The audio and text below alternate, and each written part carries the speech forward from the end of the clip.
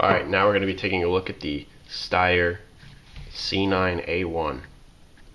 I'm going to safety check it. Magazine is completely empty, as is the handgun itself. Now, this is yet another polymer frame handgun. It does have a few unique aspects though, which I will get into. First off, it's made in Austria by Steyr, however you pronounce it. I just say Steyr. It's similar to a Glock in that it uses a striker and it has the safety trigger. You can press on this, but it's not going to do anything unless you actually press down on this bit. So now what's cool about this handgun and what most people recognize it by is the iron sights. Let's just take a look at them here. As you can see, they're not your typical sights. You have a triangle in the front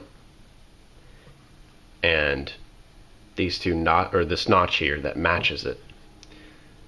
That's a bit odd shooting at first, but it actually has some major advantages to your typical iron sights. That being that since you have an actual point, if you adjust your sights correctly, you'll hit the same point every time. You know, if you're a proficient shooter with this weapon, you have a pinpoint, literally a point of aim where you need to actually put it. On your typical squared off iron sights, you know, there's some margin for error. There's no exact point, and this just makes it that much easier to get your sights on point. So that's the nice thing about this handgun. What's also nice is the disassembly is very simple, just like a Glock.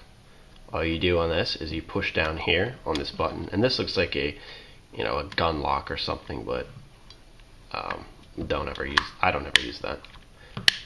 What you do is you push this down and you slide this, you swing this piece down here. You'll see the slide move forward slightly, and then all you do is pull the trigger and off the slide goes. Now this slide is a lot shorter than like an XDM slide or a Glock slide or anything like that. It's more recessed into the frame. The frame is a lot thicker here, but the slide itself sits lower. So let's take a look at the frame first. Very similar to a Glock. You've got your steel rails in here. You have the ejector here, your slide catch, trigger mechanism, your striker, your sear for that. All that's just sitting in the frame like that. And it honestly looks very much like a Glock. I hate to compare over and over, but it's difficult not to, because that's what most people are familiar with, and that's what this gun is really most similar to. Even on the slide, the spring is all one contained unit, very easy to put in and remove. Barrel pops out just like that. Nothing special about it. It's pretty short, actually. Got your locking lug, and feed ramp is polished, which is nice. Just typical rifling, nothing out of the ordinary. And then you have a very well machined slide, and here's your firing pin. So, firing pin extractor. The extractor is actually kind of funky looking. It comes in at an angle, but works well. So reassembling it is also very simple. Just get your barrel set in. You put the smaller end cap forward, and you just set it right in place. Then you line the slide back up, and there you go.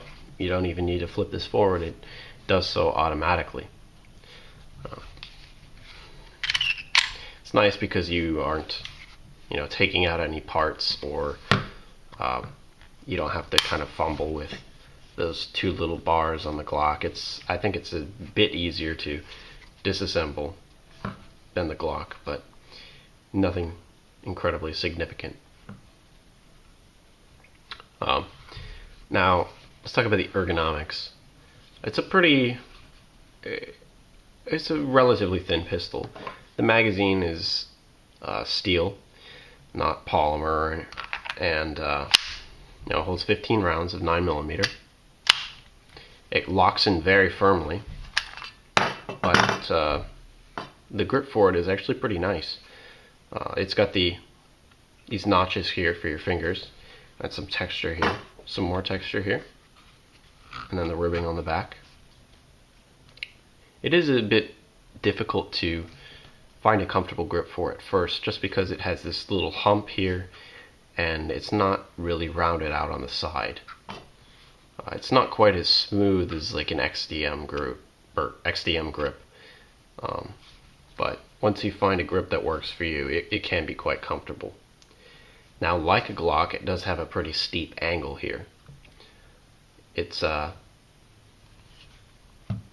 always the easiest thing to point quickly. Now, of course, with practice, it can be. For some people, they can pick something up like this and point it, and right away they'll have their sights lined up and on target.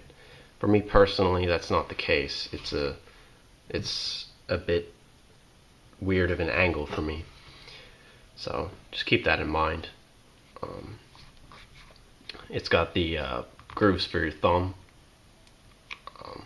The slide catch is very easy to reach from a grip, and the magazine catch kind of requires you to change a grip or use your other hand. It's also pretty stiff, but it just means you won't accidentally knock your magazine loose. It does have a rail here if you want to put a flashlight or a bayonet or something on this gun.